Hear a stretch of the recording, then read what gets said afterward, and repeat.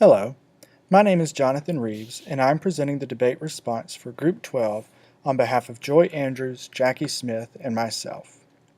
The question posed for this debate is Six Sigma better than total quality management in healthcare settings? Our position is that Six Sigma is not the better option. Please be clear on the position we're taking. We're not saying that Six Sigma is unworkable or can't succeed.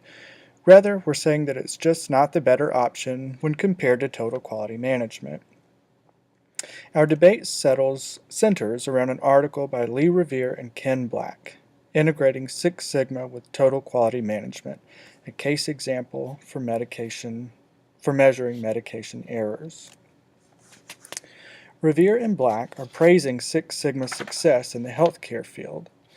They present the case that errors in healthcare account for significant loss of life and other non-lethal injuries.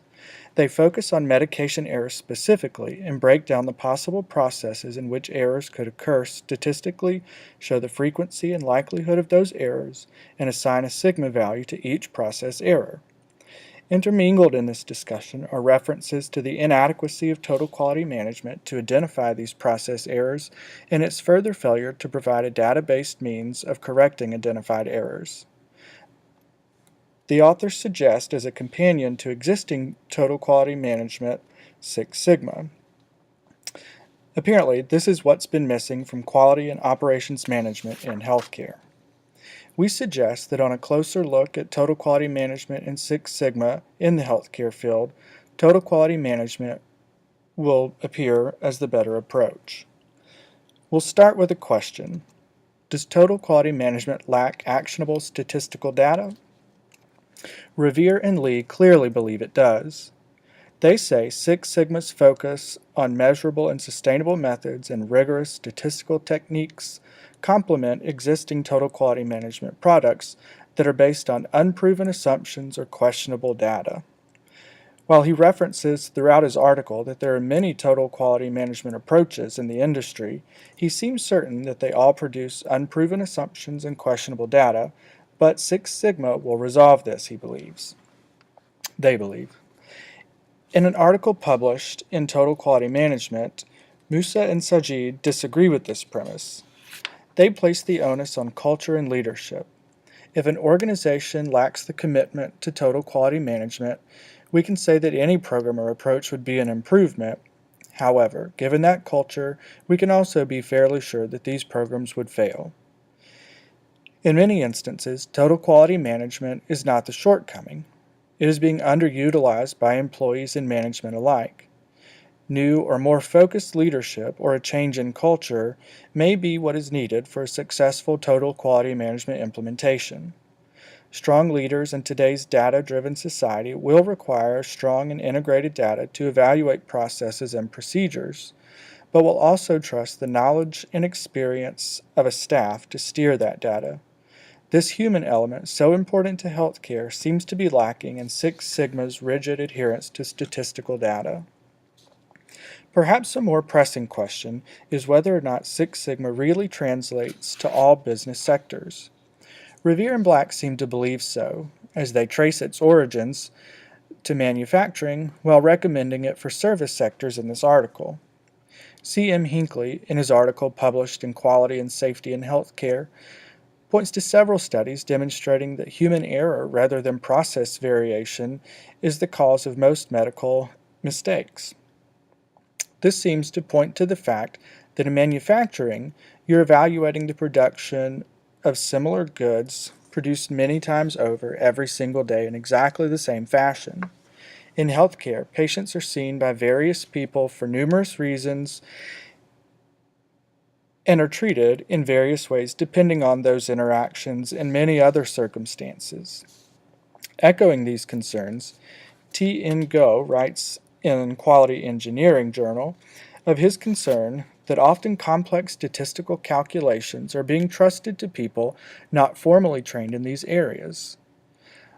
On the flip side, if we do entrust Six Sigma's data requirements to professional statisticians and mathematicians, the finer points of intimate or intricate medical processes will be lost in the trails of normal distribution curves. something that can't take into account the human touch needed in many of these decisions.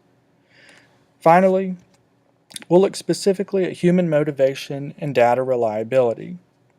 With yellow belts, black belts, master black belts, Six Sigma brings a sort of hierarchy with it.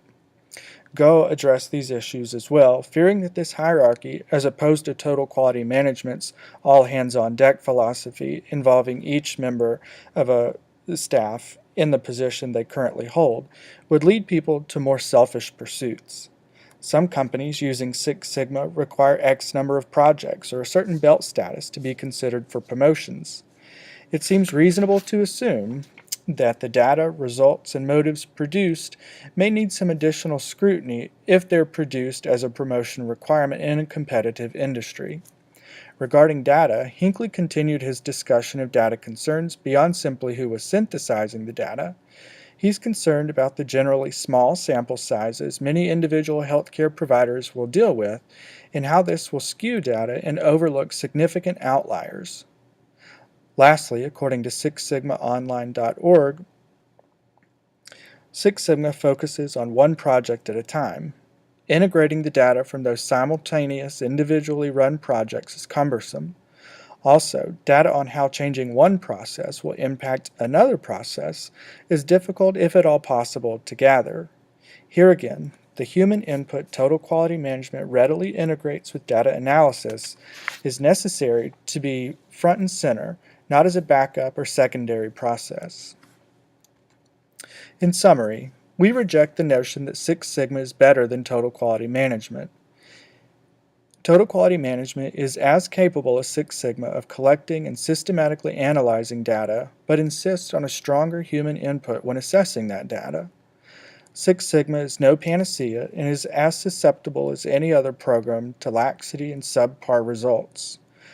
The rigid reliance on statistics overlooks the valuable input of medical professionals and the intricacies and insights required for success in their field. The hierarchy of Six Sigma may undermine the goals of quality and reliability. Total quality management's insistence that all employees contribute and aspire for quality and zero errors removes the competitive bent from quality management. Finally, we assert that Six Sigma is best implemented in manufacturing and production lines where homogeneous products are produced in mass quantities by the same process every time. On behalf of Joy, Jackie, and myself, thank you for taking the time to view our presentation, and we look forward to addressing any questions you may have through the course discussion board. Thank you again.